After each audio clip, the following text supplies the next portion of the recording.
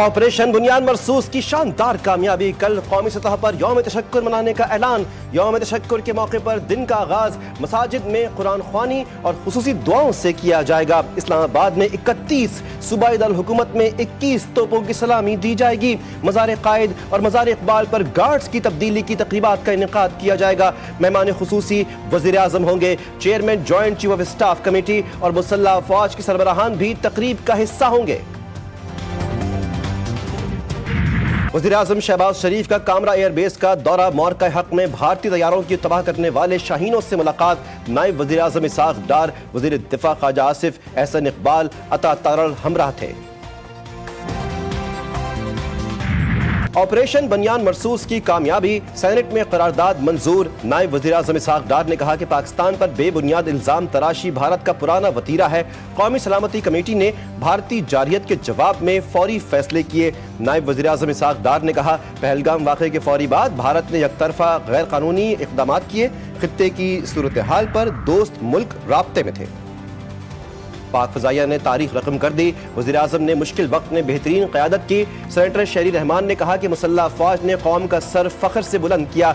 शिबली फराज बोले, भारतीय जारियत से कश्मीर का मसला दोबारा उजागर हुआ। मोदी ने पाकिस्तान का जुर्म करके जंगी जुर्म किया। मोदी ने सोचा वो हमले से पाकिस्तान को दबा लेगा। दुनिया ने पाकिस्तान की दिफाई सलाहियत देख ली। पाकिस्तान का भारतीय एटमी तंसीबात और मवाद की सिक्योरिटी का जायजा लेने का मुतालबा। जोहरी हथियारों से मुतालिक भारतीय वज़ीर दिफा के बयान की मजम्मत। भारतीय वज़ीर का बयान गैर जिम्मेदाराना और मायूसी का अक्कास है। तर्जुमान दफ्तर खारजा कहते हैं कि भारत रिवायती जंगी सलाहियत में नाकामी पर न्यूक्लियर ब्लैकमेलिंग का सहारा ले रहा है। भारत में जोहरी मवाद की चोरी के 12 वाक़यात आलमी तशवीश का बाइस होने चाहिए। पाकिस्तान की रिवायती दिफाई सलाहियतें भारत की जारियत रोकने के लिए काफ़ी हैं। पाकिस्तान मुस्तकबिल में अपनी खुद मुख्तारी और इलाकाई सालमियत का भरपूर दिफा करेगा। वज़ीर आज़म का फिर दुश्मन को वाज़े पैगाम। शहबाज शरीफ का अज़रबैजान के सदर से राब्ता। पाकिस्तान की हिमायत पर शुक्रिया अदा किया। कहा कि पाकिस्तान ने इलाकाई अमन के लिए भारत के साथ जंग बंदी मुफाहमत पर इत्तिफाक किया। जम्मू कश्मीर जनूबी एशिया में अदम इस्तेहकाम की बुनियाद है। पाक भारत DGMOs का तीसरा हॉटलाइन राब्ता। दोनों अफसरान के दरमियान जंग बंदी बरकरार रखने पर इत्तिफाक। जमीनी सूरत हाल पर तबादला ख्याल किया गया। ज़राए के मुताबिक दोनों ममालिक ने सीज फायर बरकरार रखने और साबिका राब्ते में तयशुदा स्टेटस को बरकरार रखने पर इत्तिफाक किया। दफ्तर खारजा के एडिशनल सेक्रेटरी और तर्जुमान शफकत अली खान मीडिया को ब्रीफिंग देंगे। ऑपरेशन बुनियान मरसूस के दौरान फतह 1 और 2 मिसाइल सिस्टम से पठानकोट को टारगेट करने की वीडियो मंजर आम पर आ गई। पाकिस्तान ने फतह 1 और 2 से पठानकोट एयरबेस पर कामयाब हमले किए। दुश्मन के अहम तंसीबात को राख का ढेर बना दिया। फतह 1 और 2 मिसाइल सिस्टम ने भारत की अहम तंसीबात को इंतहाई दुरुस्तगी के साथ निशाना बनाया। ट्रंप का अमरीकी कारोबारी अफराद पर भारत के बजाय अमरीका में तिजारत पर जोर। एप्पल कंपनी को भारत से निकलने का मशवरा। कहते हैं कि एप्पल कंपनी के मालिक टिम कुक मेरे दोस्त हैं। टिम कुक भारत के बजाय अमेरिका में पैदावार बढ़ाने पर जोर दें। मैं नहीं चाहता कि एप्पल भारत में अपनी मसनूआत बनाए। मोदी सरकार पर चल चलाओ का संकट। इक़्तिदार की कुर्सी डोलने लगी। पाकिस्तान से करारे जवाब का जख्म ताजा। चीन ने भी घाव पर नमक छिड़क दिया। बीजिंग हुक्काम का एक मरतबा फिर जिंगनान के मुतादिद मकामात के नाम तब्दील करने का ऐलान। वज़ारत ख़ारजा के तर्जुमान ली जियान ने कहा, नाम की तब्दीली चीनी खुद मुख्तारी के तहत है। वज़ीर आला सिंध का भारतीय जारियत के शोहदा के वर्सा के लिए 1 करोड़ रुपए का ऐलान। कहा कि अफवाज पाकिस्तान ने भारत को दिन में तारे दिखा दिए। पूरी कौम मुश्किल वक्त में सीसा पिलाई दीवार बन गई। पाकिस्तान को मैली आंख से देखने वाले की आंखें निकाल देंगे। शर्जील मेमन बोले, पूरी दुनिया को पैगाम मिल गया। जनूबी एशिया में पाकिस्तान से बड़ी कोई ताकत नहीं। भारत के खिलाफ जंग सारी कौम ने जीती। भारत ने फंडिंग करके 9 मई का वाकया करवाया था। गवर्नर सिंध कामरान टिसोरी कहते हैं, भारत ने ये फंडिंग 6 मई के हमले के लिए की थी। समझ रहा था उसने पाकिस्तान कौम को तकसीम कर दिया। नौजवानों ने भारतीय मंसूबा नाकाम बनाकर उसे बता दिया कि हम एक हैं। खित्ते में बराबरी की बुनियाद पर तवाजुन कायम हो चुका। नफरत की सियासत ने वैसे भी इस मुल्क को कुछ नहीं दिया। अब नफरत की सियासत खत्म हुई है तो आप देखो कि मुल्क कितना तरक्की कर रहा है। और ये भी कहा गया कि जो बाहर ओवरसीज पाकिस्तानी हैं वो पाकिस्तान में पैसा ना भेजें। लोगों ने उनकी बात पे कान नहीं धरा और रिकॉर्ड तरसीलात, रिकॉर्ड रेमिटेंसेस आई हैं पाकिस्तान के अंदर।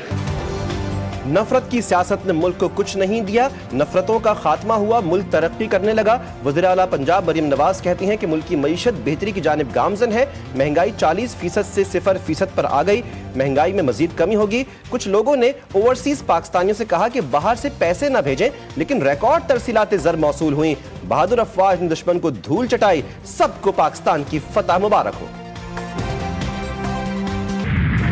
दुश्मन जो हमसे तादाद में कई गुना बड़ा है, नाज करता था कि अरबों डॉलर का उसने जंगी साजो सामान खरीदा है। उसको घुमंड था, गरूर था। उस घुमंड और गरूर को आपने खाक में मिला दिया। दुश्मन को 1 इंच भी आगे बढ़ने का आपने मौका नहीं दिया। शाहीनों ने झपट कर दुश्मन के जहाजों को बर्बाद किया। इस पूरी जंग की प्लानिंग जनरल शहीद आसिम मुनीर ने की।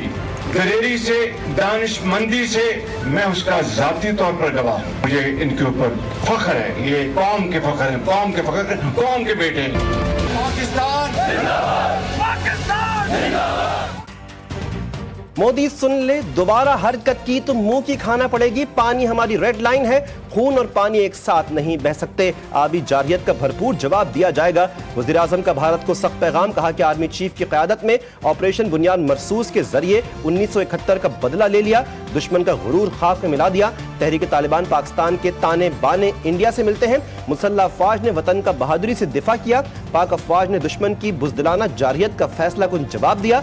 शहबाज शरीफ का ऑपरेशन बुनियाद मरसूस की फ्रंट लाइंस का दौरा, अफसरान और जवानों से मिले। यलगार है, बातिल के लिए यलगार है। मौरक़े बुनियाद मरसूस की तकमील पर ISPR की जानिब से खुसूसी नगमा जारी। नगमे के बोल लहू गरमा देने वाले हैं। इसमें पाक फजाइया की कामयाबी को भी सराहा गया। मैं बहुत खुश हुआ उनके इंटरव्यू से कि वो बच्चे अपने आप को बड़ा बाखबर रखते हैं और उन्होंने दिल भरी दास्तान आवाम को सुनाई कि उनके बाद में क्या कुछ गुजरता है, किस सिचुएशन में उनको रखा गया है। खान साहब पहले कह चुके किस चीज़ की डील, वो जेल में किस वजह से, किस चीज़ की डील हो, वो नाजायज़ नाहक जेल में है। देखो उन पर सारे पॉलिटिकली मोटिवेटेड केसेस बने, तो डील की आप रिकॉर्ड है। हम ये ज़रूर कहते हैं कि पॉलिटिकल मसाइल का पॉलिटिकल हल ज़रूर होना चाहिए। बैरिस्टर गौहर ने बानी PTI और हुकूमत के दरमियान डील की खबरों को मुस्तरद कर दिया। कहते हैं किसी सूरत डील नहीं होगी। किस चीज की डील होगी? बानी PTI नाजायज और नाहक जेल में है। सियासी मसाइल का सियासी हल होना चाहिए। बानी PTI के बच्चे हालात से बाखबर हैं। कासिम और सुलेमान अपने वालिद से राब्ते में हैं। बच्चों ने भी कह दिया है कि कोई डील नहीं की गई। तारीख को हमने बदकिस्मती से अपनी मर्जी से मसख किया है जिस तरह हमारा जी चाहा है। ये नैरेटिव है।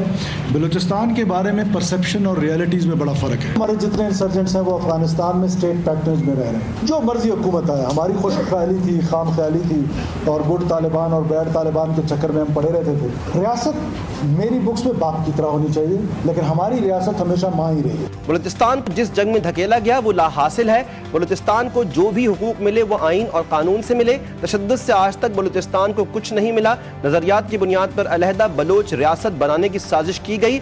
वज़ीर आला बलूचिस्तान सरफराज बुगटी का तकरीब से खिताब। कहा कि पंजाबी मजदूर मुसाफिरों को बसों से उतार कर शहीद किया गया। झूठ बोला गया। जो पंजाबी मारे हैं वो एजेंट्स हैं। ये जहां जाते हैं पाकिस्तान का झंडा उतार कर कलदम BLA का झंडा लगाते हैं। गुड और बैड अस्करी पसंदों का फर्क खत्म हो गया।